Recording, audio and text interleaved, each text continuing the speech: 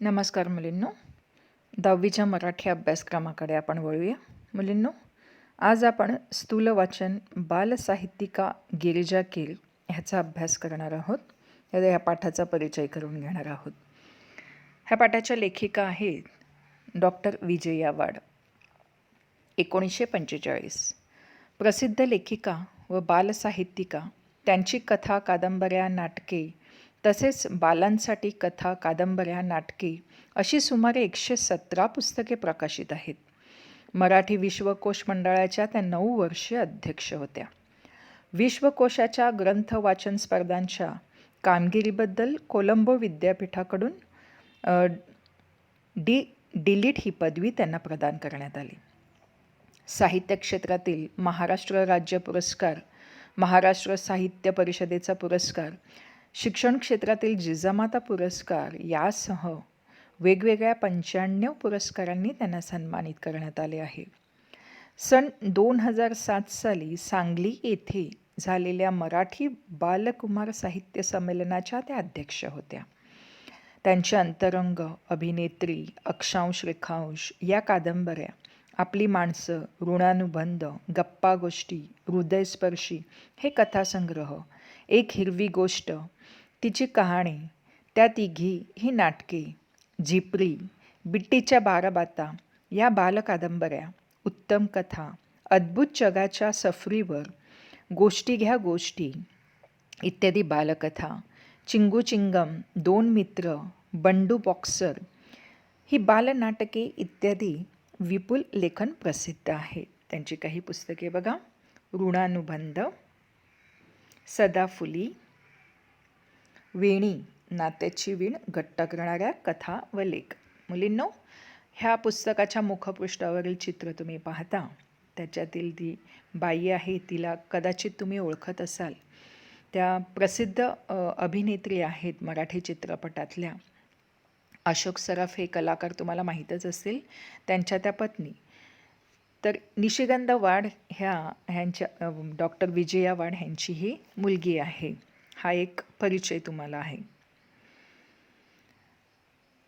काही नावे वलयांकित असतात तर काही हृदयांकित असतात. गिरिजा कीर हे नाव मात्र वलयांकित असूनही हृदयांकित आहे, कारण त्यांच्या लेखन प्रवासाला माणुसकीची किनार आहे. दैनिक मासिके, नियतकालिके, पुस्तके, आकाशवाणी, दूरचित्रवाणी अशा सर्व माध्यमांतून लिलया संचार करतात. लिलया म्हणजे सहजगत्या. उत्तम कथनाने मने जिंकणाऱ्या या लेखिका. प्रस्तुत पाठातून गिरिजा कीर यांच्या नाटिका, चरित्रे, कथासंग्रह, बालसाहित्य यांची डॉक्टर विजया वाड यांनी रसास्वादाच्या अंगाने ओळख करून दिली आहे. रसास्वाद म्हणजे काय ते विस्तृत मी तुम्हाला पुढे सांगणार आहे. एखाद्या साहित्य कृतींकडे बघण्याचा आस्वादात्मक दृष्टिकोन विकसित होण्याच्या उद्देशाने प्रस्तुत पाठ समाविष्ट करण्यात आला आहे. म्हणजे डॉक्टर विजया वाड ह्या लेखिका गिरिजा कीर यांच्या लेखनाविषयी या पाठामध्ये आपल्याला सांगत आहेत. गिरिजा कीर ह्यांचे काही पुस्तके बघा: सर्वोत्कृष्ट, तू सावित्री हो, शाब्बास पुंडे शाब्बास, माझ्या आयुष्याची गोष्ट. बघा, आपल्याला पाठाच्या सुरुवातीलाच रसास्वाद म्हणजे काय ते सांगितलेलं आहे. आपल्याला एखादी गोष्ट आवडली किंवा आवडली नाही तर त्या आवडीनिवडीचे विश्लेषण आपल्याला करता यायला हवे. त्या गोष्टीच्या चांगल्या गुणांचे किंवा तिच्यातील दोषांचे विवेचन करता यायला हवे. एखादं पुस्तक तुम्हाला खूप आवडलं तर त्यातल्या कोणत्या गोष्टी आवडल्या हे मांडणे म्हणजे रसास्वाद होय. एखादी गोष्ट आवडण्याची वा न आवडण्याची चिकित्सक अभ्यासपूर्ण विश्लेषण म्हणजे समीक्षा होय. कोणत्याही साहित्यकृतीची किंवा कलाकृतीची समीक्षा करण्याची पहिली पायरी म्हणजे त्या कलाकृतीचा, साहित्यकृतीचा रसास्वाद घेणे. कोणत्याही कलाकृतीचा आस्वाद घेताना पुढील मुद्दे लक्षात घेणे आवश्यक असते. पुस्तकाचा वाङ्मय प्रकार कोणता, पुस्तकातील व्यक्तिरेखा आणि त्यांच्या स्वभावातील भारावून टाकणारे विशेष, व्यक्तिरेखा सहजपणे फुलल्या की बारकावे कृत्रिमपणे टिपले आहेत, कथानक आकर्षक व उत्कंठावर्धक आहे का? काव्यसंग्रह असल्यास कवितांचे भावसौंदर्य, विचारसौंदर्य व अर्थसौंदर्य कशातून जाणवते? लेखकांची भाषाशैली कशी आहे? पुस्तकाची सुरुवात व शेवट आकर्षक आहे का? पुस्तकातून मिळणारे चिरंतन मूल्य, संदेश, उपदेश तसेच कथानक व त्यातील आशय आणि कथानकाचा विषय या सर्वांचा मनावर एकत्रित परिणाम होतो का? बघा, हे थोडक्यात मी तुम्हाला आणखी सोप्या शब्दात सांगते की रसास्वाद म्हणजे काय. तर आपण नाटक, सिनेमा पाहतो, टी व्हीवर विविध कार्यक्रम पाहतो आणि गाणी ऐकतो. या सर्व कलाकृतीच होत. यापैकी बरेच कार्यक्रम आपल्याला खूप आवडतात. मग आपण कार्यक्रमाविषयी मित्रमंडळींमध्ये भरभरून बोलतो. आपल्याला आवडलेल्या गोष्टी आपण घोळून घोळून सांगतो. हे कार्यक्रम इतरांनीही पाहावेत असे आपल्याला मनापासून वाटते. आपल्या ह्या संपूर्ण कृतीमध्ये आपण त्या कलाकृतीमधील सर्व चांगल्या गोष्टींचा समरसून आस्वाद घेतलेला असतो. आपले त्यावेळचे सगळे कथन हे एक प्रकारचे रसास्वादच होय. आपण आता वाङ्मयाचा म्हणजे साहित्याचा विचार करूया. समजा आपल्यासमोर कथा कादंबरी आहे. अशावेळी कथानक कसे आहे? ते प्रत्यक्ष जीवनाला अनुसरून आहे का? प्रसंगाची रचना कशी केली आहे?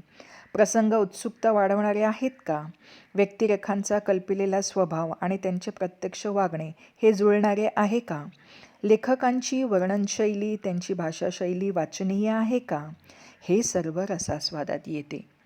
कविता असेल तर कवितेतून कवी कोणता भाव व्यक्त करू पाहतात? त्याला अनुसरून भाषा, अलंकार वापरलेली आहेत का? प्रतिमा, प्रतीके साजेशी आहेत का? अनुभव उत्कटतेने व्यक्त होतो का? हे सुद्धा सर्व रसास्वादातच मोडते. कथा, कादंबरी किंवा नाटक असा कोणताही वाङ्मय प्रकार असो, त्यातून कोणता संदेश व्यक्त होतो, कोणती मूल्ये प्रकट होतात, त्या वाङ्मयाच्या वाचकाच्या मनावर कोणता परिणाम होतो, या प्रश्नांच्या अनुषंगाने केलेला विचार म्हणजेच रसास्वादामध्ये येतो. तो विचार म्हणजे रसास्वाद होय. आपण रसास्वाद घेतो तेव्हा वरील प्रश्न आपण स्पष्टपणे विचारत नाहीत. या प्रश्नांची उत्तरे घेत घेत आपण रसास्वाद घेत नाही. मात्र रसास्वाद घेत असताना कळत नकळत, स्पष्टपणे अस्पष्टपणे आपल्या मनात हे प्रश्न असतातच. मुलींनो, ह्या पाठाचे काही महत्त्वाचे मुद्दे मी तुमच्यासमोर मांडते. मुद्द्यांच्या रूपाने मी ह्या पाठामध्ये काय सांगण्याचा प्रयत्न केलेला आहे? डॉक्टर विजया वाड यांनी म्हणजे त्यांनी लेखिका गिरिजा कीर यांच्या लेखनाबद्दल आपल्याला स्पष्ट सांगितलेलं आहे. ते मी थोडक्यात तुम्हाला सांगते. गिरिजाबाईंनी विपुल लेखन केले आहे. कथा लेखिका म्हणून त्यांनी साहित्य क्षेत्रात मानाचे स्थान मिळाले आहे. साधारणपणे असे लेखक बालसाहित्याकडे क्वचितच वळतात. गिरिजाबाई मात्र आवर्जून बालकुमार साहित्याकडे वळल्या. या क्षेत्रातही त्यांनी लक्षणीय निर्मिती केली. बालसाहित्यामध्ये बहुत करून जादू, चमत्कार यावर भर दिलेला असतो. गिरिजाबाईंनी मात्र बालकुमारांच्या भावविश्वातील प्रसंगावर आधारलेले साहित्य निर्माण केले. म्हणजे त्यांच्या ह्याच्यामध्ये दिखावापणा नव्हता, स्पष्टपणा होता. उदाहरणार्थ आपल्या गप्पा टप्पा, चला खेळूया नाटक, साळुंकीची कहाणी, नीला राणीचा दरबार, मी कोण होणार इत्यादी त्यांची पुस्तके वाचल्यानंतर आपल्याला त्याच्यामधून बालकुमारांच्या त्या भावविश्वाकडे कशा वळल्या आहेत त्याचं स्पष्ट आपल्याला जाणीव होते. मोठी माणसे मुलांच्या मनाचा विचारच करत नाहीत. ही समस्या एक अर्ज आहे बाप्पा या नाटिकेत मांडली आहे. गिरिजाबाईंनी नाटिकेतील प्रसंगाचे चित्रण प्रभावीपणे केले आहे. त्यामुळे जिवंत प्रसंगच प्रेक्षकांसमोर घडत आहे असा वाचकांना प्रत्यय येतो. मुलावर उदात्त मूल्यांचा संस्कार करण्यासाठी गिरिजाबाईंनी अहिल्याबाई होळकर, अनुताई वाघ, ताराबाई मोडक, संत गाडगेबाबा, महात्मा फुले अशाच थोर विभूतींची चरित्रे लिहिली. प्रत्येक चरित्रात त्यांनी संबंधित व्यक्तीच्या कार्याचे मर्म उलगडून दाखवले आहे. उदाहरणार्थ, प्रत्येक स्त्रीला लिहिती बोलती केली पाहिजे हे महात्मा फुले यांचे ध्येय होते. रोजगाराची संधी निर्माण करणारे शिक्षण देणे, मुलांच्या भाषेला प्रतिष्ठा देणे हे हेतू अनुताईंच्या कार्याचे केंद्र होते. अस्वच्छता, अज्ञान, चमत्कार, अंधश्रद्धा, बुवाबाजी अशा दुष्ट प्रवृत्तींच्या चिखलातून समाजाला बाहेर काढणे हे संत गाडगेबाबांचे मुख्य उद्दिष्ट होते. गिरिजाबाईंचे एकूणच साहित्य मानवतेचा संदेश देते. बालकुमार वाचकांवरही हाच संस्कार त्यांचे साहित्य करते. गोष्ट एका माणसाची. या कथेचा नायक मधू आहे. त्याची आई कर्करोगाने आजारी पडलेली होती. तिच्या ऑपरेशनसाठी मधूने नाईलाजाने एका व्यक्तीचे पाकीट मारले. पैशासोबत असलेल्या चिठ्ठीमुळे त्याला वेगळ्याच सत्याचे दर्शन घडले. पाकिटाच्या मालकाने ते पैसे स्वतःच्या आईच्या उपचारासाठी राखून ठेवलेले होते. हे समजताच मधूला प्रचंड पश्चाताप झाला. पैसे परत करण्यासाठी तो त्या गृहस्थाकडे गेला, पण त्या गृहस्थाने पैसे घेतले नाहीत. मधूच्या आईच्या उपचारांसाठी ते पैसे त्या गृहस्थाने दिले. माणुसकीच्या दर्शनाने वाचकांचे मन भरून येते. त्यानंतर फुल फुलवणारा म्हातारा, येडबंबू ढब्बू, झंप्या दी ग्रेट या बालकादंबऱ्या मुलांच्या भावविश्वाशी जवळीक साधणाऱ्या आहेत. त्यापैकी येडबंबू ढब्बू ह्याच्यातील एक प्रसंग त्यांनी आपल्या पुस्तकामध्ये सांगितलेला आहे की कुणालाही दुःखी ठेवू नये असा आईने ढब्बूला उपदेश केला होता. ढब्बूने तो शिरोधार्थ मानला. व्याह्यांना देण्यासाठी ठेवलेले मिठाईचे ताट ढब्बूने भिकाऱ्यांना वाटले. भिकाऱ्यांना अर्थातच प्रचंड आनंद झाला, पण घरातील मंडळी खूप कातावली. आईचा उपदेश ढब्बूने शब्दशः पाळला. भिकारी म्हणजे माणसेच, त्यांना तरी दुःखी का ठेवावे असा व्यापक विचार त्याने केला. पण लोक जेव्हा असा व्यापक विचार मांडतात तेव्हा त्यांच्या मनात खराखुरा व्यापक विचार नसतो. लोक संकुचितच विचार करतात.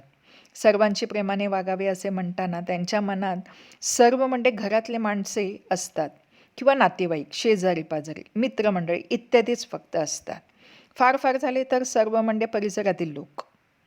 जात धर्म यांचा विचार करू नये असे त्यांच्या मनात नसते.